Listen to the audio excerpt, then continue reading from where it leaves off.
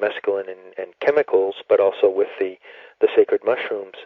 And one of the points that I make on there is that whoever may be listening to this interview, it's not a question of whether or not you want to take psychoactive mushrooms. I'm not saying that everyone in the world has to take them. Right. I'm just saying that it's extremely important to be aware of what they are and to be aware of our right to take them if we want to.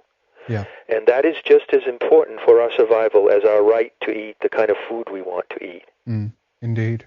And in your series there that you mentioned, do you go into anything at all in regards to how also many of these substances, and this is how I feel it is, that they've been kind of synthesized, meaning that they've taken certain, they've learned a little bit from how nature does it, so to speak, and then they've emulated this and slightly transformed it. If we talk about Sandoz, for instance, that corporation, I think actually they were one of the first corporations who were behind some of the SSRIs, so the antidepressants, and they actually learned from some of the things that Hoffman, synthesized. Do you know about that at all? Yes, that's absolutely true.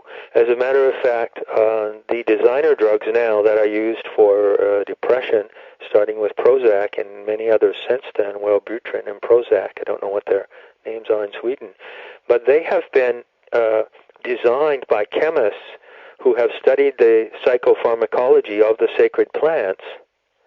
And it's a little bit of a black magic operating here, Hendrik, I think. Yeah.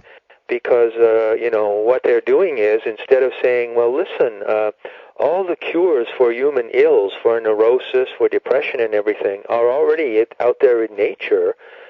Why don't we just teach people to go find those plants and use them correctly? No, they're saying we want to make big business out of it. Yeah. Exactly. And so it's really quite perverse, but you are absolutely right. They work very closely with these traditional plant medicines. And in fact, Monsanto, for example, the great pharmaceutical company, have agents in the Amazon who collect hundreds of plants each week that have been used for thousands of years by the natives and send them back to the Monsanto laboratories. And it's really very, very sick for them to do this, because they're not only stealing from the people of that region, but they're taking something that nature already gives us and not letting us know about it in its original form, and then they're going to turn around and make it into a pill and sell it to us, It's very, very sick. It's really a kind of black magic, and it's largely responsible for how sick and crazy and addictive our society is. Yep, you're absolutely right now. And I think, I can't remember where I picked this up, but I think pharmacopoeia or even pharmacy actually has the roots in sorcery, I think the word even. But anyway. That's right. Yeah, I think so. That's right, it does. I mean, they don't pick their words for no reason, so. It is kind of a black magical battle that we're having here on Earth, and I'm starting to write about this now on a new section that I've created on Metahistory.org called Right Action. Mm-hmm. And I think that as we come toward this 2012 date, it will become more clear, and we're getting very, very close, It's only like 4 years away. Right. I think it will become clear that we're kind of like on a planet that is in the grip of black magic, of black magicians. And you can think of some of these people who are intentionally deceiving the world and putting these programs like the Codex Alimentarius into action. It is a kind of a black magic, and so my suggestion would be that we would all have to become, in a sense, magicians in order to fight their magic with our magic. Yeah. And I can actually see it developing in that way, Very interesting, and worth mentioning here again, because you popped the M word, Monsanto, right there, and it's right. It's worth mentioning also that, I mean, they are behind the Terminator seed technology, and as you say, they go around, they take various seeds with big genetic diversity from around the globe. We can even look at what's going on with the global seed vault up in Svalbard right now. I mean, what the heck is that all about? They're consciously saving, all of these different seeds with genetic diversity.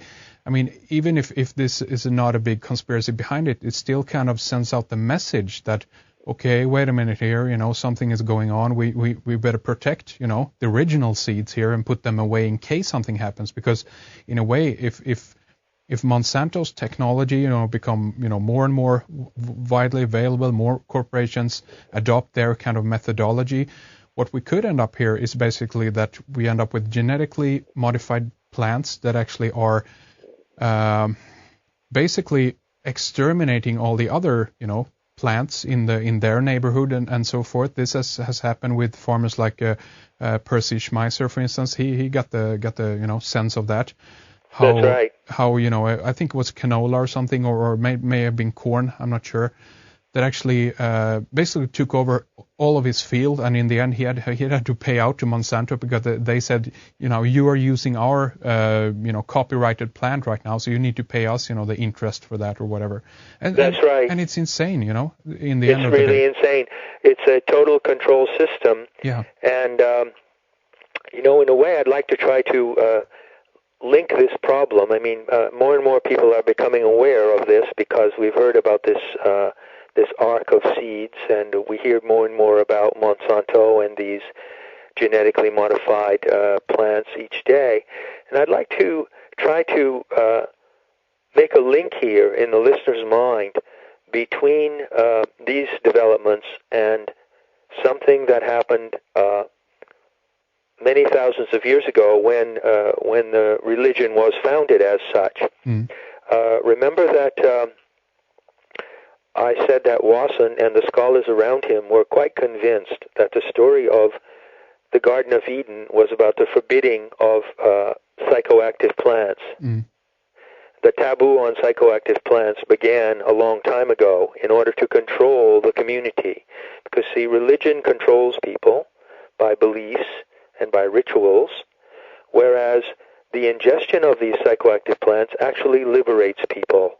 Yeah. It liberates their minds, it refreshes and regenerates them, it heals them, and it gives them, each individual, the opportunity to experience the planet and the divinity of the world we live in our own individual way. And once you have experienced that divinity, once you have had an illumination and a visionary experience with these plants, no one can ever take that away from you, and no one can ever fool you with any kind of religious doctrines or beliefs. Yeah. So I think it's clear that in order for religion to be created as a control system, a social control system, access to these psychoactive plants had to be forbidden. I think that's fairly easy to understand. Am I making that clear? I definitely follow you there, and I mean, what is interesting here is also, again, and we haven't really spent any time on this, so maybe we can dive into it.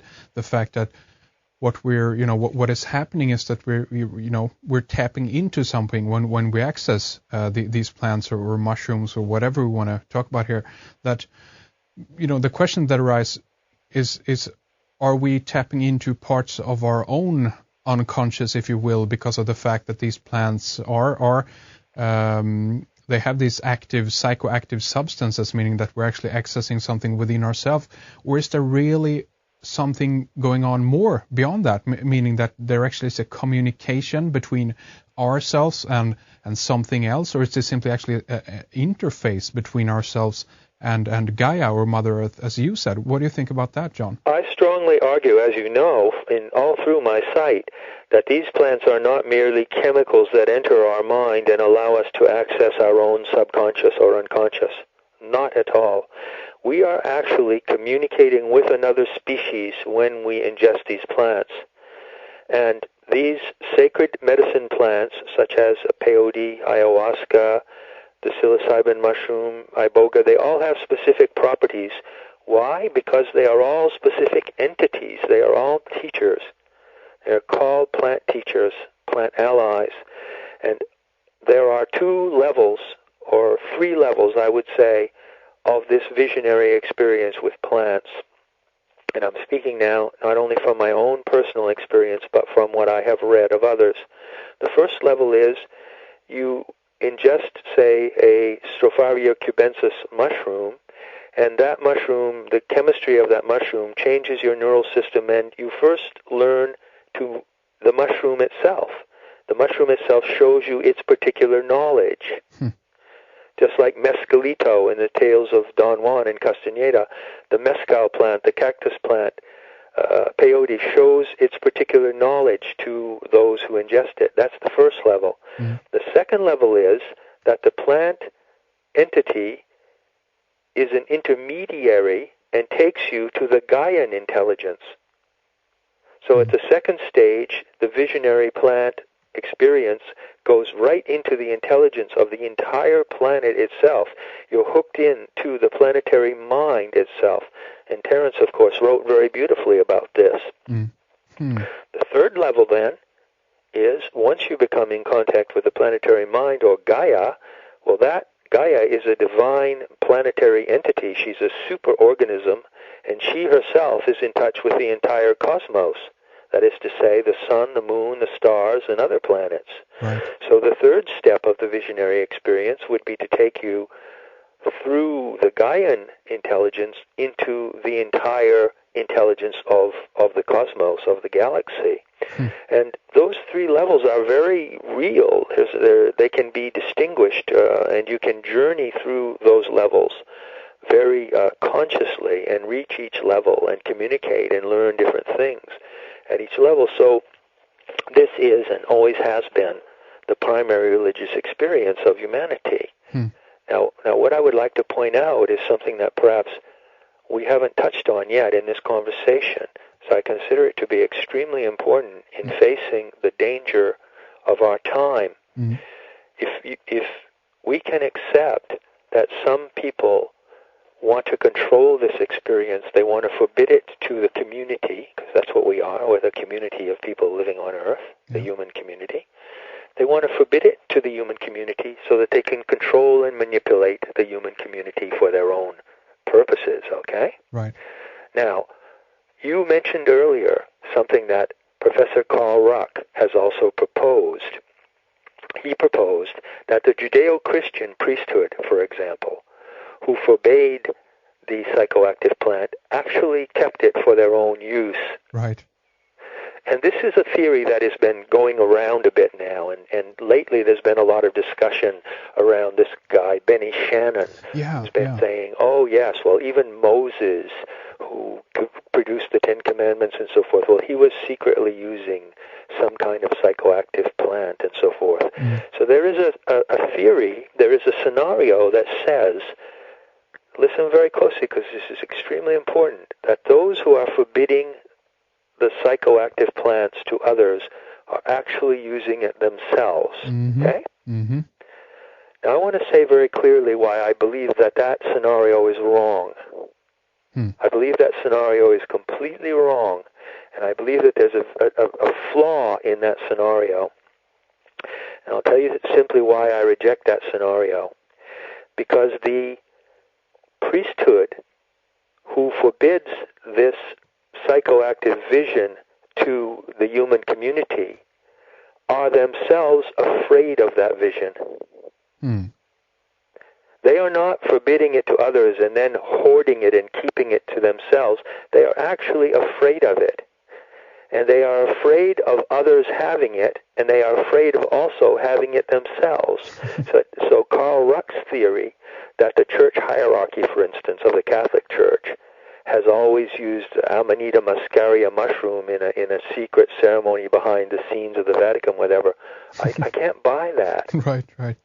Because my understanding, and this is so important, what I want to say now, is that fear of nature is what is driving these black magicians. They are afraid of nature. The fear of nature is what is driving the people of Monsanto to create archontic simulations of nature. You're right.